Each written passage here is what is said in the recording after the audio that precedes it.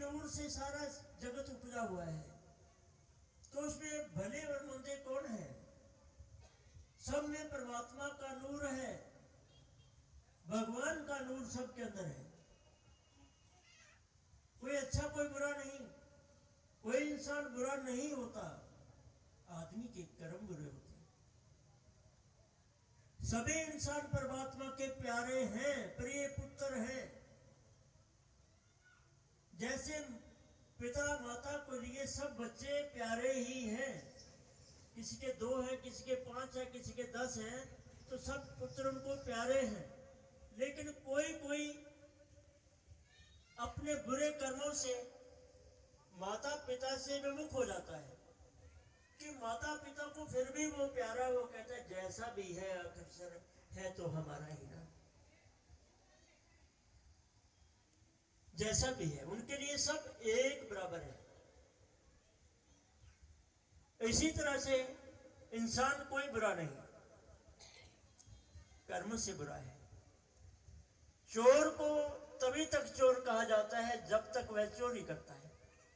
वही चोर चोरी करके छोड़ के, चोरी करना छोड़ के परमात्मा के संतों के संग लग जाए, फिर उसे चोर नहीं कहता कोई। कहते पहले करता था लेकिन अब तो ये संतों का सेवक है। मदिरा पान करने वाले को शराबी तब तक कहा जाता है जब तक वह शराब का सेवन करता है, शराब का आदी है। यदि शराब को छोड़कर वह गुरु की संगत में, संतों की संगत में, परमात्मा की बंदगी पूजा में लग जाए, तो उसे शराबी नहीं कहता कोई कि पहले पीता था ये, लेकिन अब ये संतों का सेवक है, अब ये भला पुरुष है। ये इंसान बुरा नहीं कोई, इंसान के कर्म बुरे हैं। तो ये मनुष्य जन्म हम सबको मिला प्रभु भक्ति करने के लिए। जो कुछ होगा प्रभु कृपा से होगा, और जो होगा वो अच्छा ही होगा, बुरा नहीं होगा। इंसान जरा सी विपरीत परिस्थिति को देखते हुए कांपने लगता है, मन थरथराने लगता है कि अब क्या होगा, मेरा कोई अनिष्ट होने वाला है। नहीं, यदि आपको आत्मा पर भरोसा है तो आपका कोई अनिष्ट नहीं कर सकता। आपको लग सकता है कि मेरा अनिष्ट होने वाला है, लेकिन वह परमात्मा परमेश्वर किसी का बुरा नहीं करता, ना किया, ना करेगा, ना करता है। अपने बच्चों का कौन बुरा करेगा? माता पिता अपने बच्चों का बुरा क्यों करेंगे? तो सदैव उनका कुशल मंगल ही चाहते हैं। बच्चे सोच सकते हैं कि मेरे माता पिता मेरे खिलाफ हैं, मेरे माता पिता मुझे अच्छा नहीं मानते, लेकिन माता पिता सब बच्चों को अच्छा मानते हैं, सबसे स्नेह करते हैं और सबका भला ही करते हैं।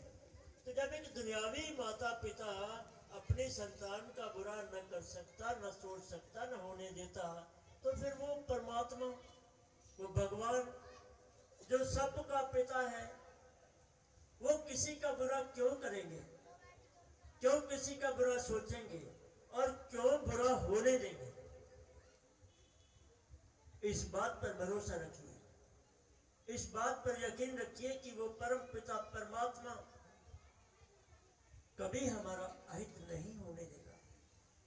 हमारे विचार इस दिमाग के विचार हैं, इस खोपड़ी के विचार हैं। ये छोटी सी खोपड़ी उल्टी की हुई है भगवान ने, इसमें मन जो कहता है वो विचार ये इस खोपड़ी में आ जाते हैं। अपने मन के विचारों को सन्मुख रखता हुआ इंसान दुखी होता है, परेशान होता है, चिंता में होता है। अपने मन के विचारों को सन्मुख रखते हैं। यदि मन के विचारों को नजरअंदाज कर दिया जाए और गुरु के मत को सन्मुख रखा जाए, परमात्मा की रहमत को सन्मुख रखा जाए, तो कभी इस मनुष्य को चिंता नहीं हो सकती, कभी ये परेशान नहीं हो सकता, कदापि नहीं हो सकता। क्योंकि मनुष्य सदा अपने अनुकूल ही चाहता है सब कुछ, कि जो मैं सोचूं वो हो जाए, जो मुझे अच्छा लगता है वो हो जाए, सब कुछ मेरे अनुसार हो जाए। और जब अनुसार नहीं होता तो ये मनुष्य दुखी होता है। सोची हुई इसकी कामना पूर्ण नहीं होती, मांगी हुई वस्तु चाही हुई वस्तु इसको नहीं मिलती, तो ये मनुष्य बड़ा परेशान हो जाता है, बड़ा चिंता में ही पड़ जाता है। लेकिन जरा सोचो कि आपके अनुसार क्या है। आपके अनुसार आपका शरीर भी नहीं है, ये शरीर भी आपके अनुसार नहीं चलता ही। कौन चाहता है कि मुझे वृद्धावस्था आ जाए, मैं बुढ़ा हो जाऊं, बाल सफेद हो जाए, कानों से सुनना घट जाए, आंखों से दिखना बंद हो जाए, मुंह से दांत निकल जाए, चाहता कोई? लेकिन समय आने पर बाल भी सफेद होते हैं, कानों से धीरे धीरे सुनना भी कम होता है, और आंखों की ज्योति भी धीरे धीरे कम होने लगती है, और मुख से एक एक करके दांत भी बाहर निकल जाते हैं, और शरीर पर, चेहरे पर झुर्रियां भी आने लगती हैं। कौन कहता है कि मेरा चेहरा झुर्रियों से भर जाए?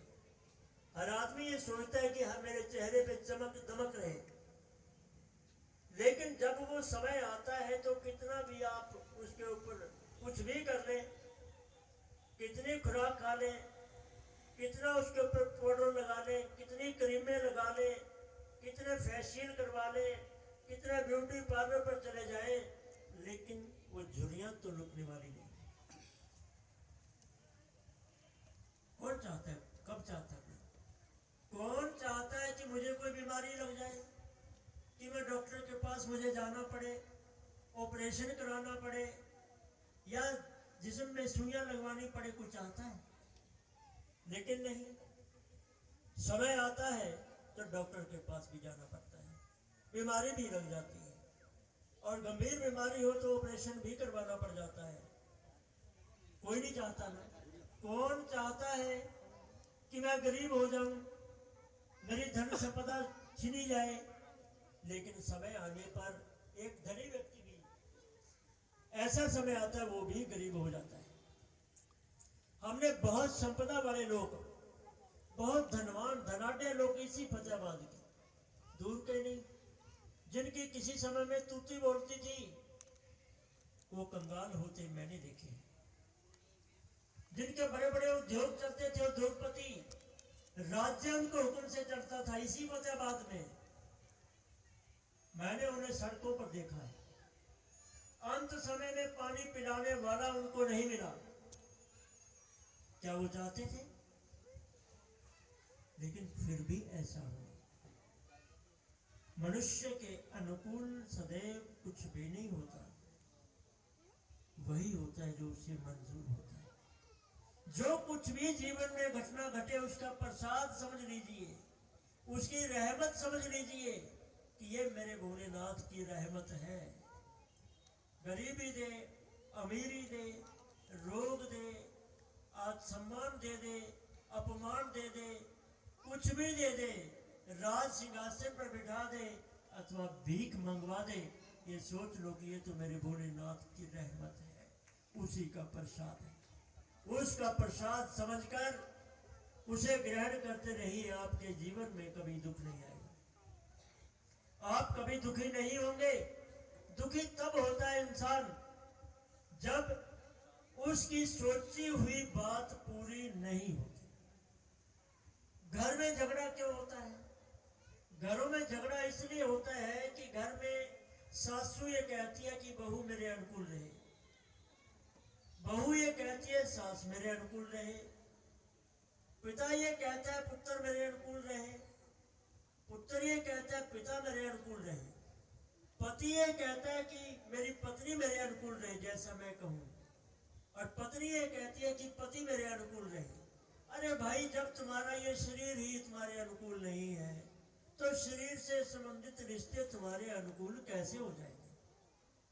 क्योंकि जो भी रिश्ता बना हमारा पूर्व जन्म का कर्जा लेना या देना है।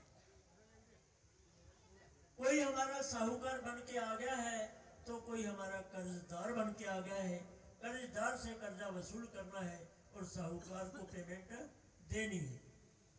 दो ही काम है, तीसरा काम तो यहाँ है ही नहीं।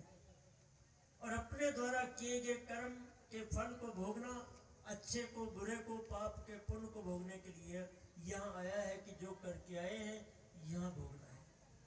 और यहाँ आकर अच्छे अच्छे कर्म हम करेंगे, पुण्य कर्म करेंगे, धर्म कर्म करेंगे तो हमें फलदायी होंगे, सुखदायी होंगे। और यदि पाप कर्म करेंगे तो हमारे लिए दुखदायी होंगे, अमंगलकारी होंगे। इसलिए भूल कर भी कभी अमंगल कार्य ना करें, पाप कर्म ना करें। कोई भी आदमी जब कोई कर्म, पुण्य कर्म करता है ना, तो सोचता है इसका मुझे शुभ फल मिलेगा। मंदिर में जाता है, प्रसाद चढ़ाता है, 10 रुपये मत्था टेकता है, तो ये सोचता है कि मेरा ये कामना पूरी होगी, मुझे इसका शुभ फल मिलेगा। जैसे आप यहाँ आए हो, आपके मन में भी ये कामना है कि हम सत्संग में गए थे, मालिक की कृपा से इसका शुभ फल मिलेगा। मिलता है, इसमें कोई शक नहीं है। लेकिन जब मनुष्य पाप कर्म करता है, बुरे कर्म करता है, तब वो क्यों नहीं ये सोचता अपने मन में कि इसका भी फल मुझे मिलेगा, इसका भी दंड मुझे मिलेगा। पुण्य कर्म का तो फल लेने की इच्छा तुरंत है, लेकिन पाप कर्मों का फल कौन लेगा? यदि आदमी इस विचार को कर ले, जैसे शुभ कर्म करने से पहले करते हुए सोचता है, पाप कर्म करने से पहले ये बात सोच ले कि इसका दंड भी तुझे ही भोगना है, इसका फल भी तुझे मिलेगा, तो व्यक्ति कभी पाप कर्म नहीं कर सकता। पाप कर्म करने की सोच भी नहीं सकता कभी कि कोई पाप कर्म कर लिया जाए। फिर किसके लिए, क्यों? क्या यहाँ के पदार्थ हमारे साथ सदा रहेंगे? क्या ये रिश्ते हमारे साथ सदा चलेंगे? क्या इस दुनिया के धन दौलत हमारे पास रहेगी? क्या जमीनें, जायदादें, कोठी, बंगले हमारे साथ चलेंगे? क्या हम यहाँ स्थायी निवासी सदा रहेंगे? तो फिर ऐसे अनुचित कार्य क्यों करेंगे जब यहाँ से चलना है? मुसाफिर है, मुसाफरी जब पूरी होगी चलने की मजबूरी होगी। ये मुसाफरी जब तक चल रही है तब तक चल रहे हैं, जैसे मुसाफरी पूरी होगी तो यहाँ से चलने की मजबूरी होगी, मजबूर होकर यहाँ से जाना पड़ेगा। इसलिए संगत की जो साधकी, अच्छे लोगों की संग करो, बुरे लोगों का संग मत कीजिए। माताएं, बहनें, जहां कोई चुगली होती है, निंदा होती है, ऐसी औरतों का संग मत करो। ऐसी औरतों का संग करो जो बैठकर परमात्मा के नाम की चर्चा करती हैं, जो गुरु के नाम की महिमा करती हैं, भगवान की पूजा करती है, भगवान का भजन कीर्तन करती है, उनका संग कर लो। लेकिन जहां निंदा चुगली हो वहां भूल कर भी मत बैठिए। निंदा और चुगली बहुत बुरी है। ये निंदा करने वाला आदमी, जिसकी वो निंदा करता है, उसके पाप सब उसके सिर आ जाते हैं, और निंदा करने वाले के पुण्य कर्म उसके खाते में चले जाते हैं जिसकी वो निंदा कर रहे हैं। इसलिए भूलकर निंदा न सुनिए न करिए। निंदा करने वाला तो पापी है ही, निंदा सुनने वाला महापापी है। क्योंकि कोई सुनने वाला ही नहीं होगा तो निंदा करेगा किससे? सुनने वाला है तभी वो निंदा कर रहे हैं ना, तभी चुगली की जा रही है। सुनने वाला ही नहीं होगा तो किससे करेगा वो? इसलिए निंदा सुनने वाला महापापी, निंदा करने वाला तो पापी है ही। कभी भूल कर भी किसी की निंदा मत कीजिए। बोलिए सतगुरुदेव महाराज की।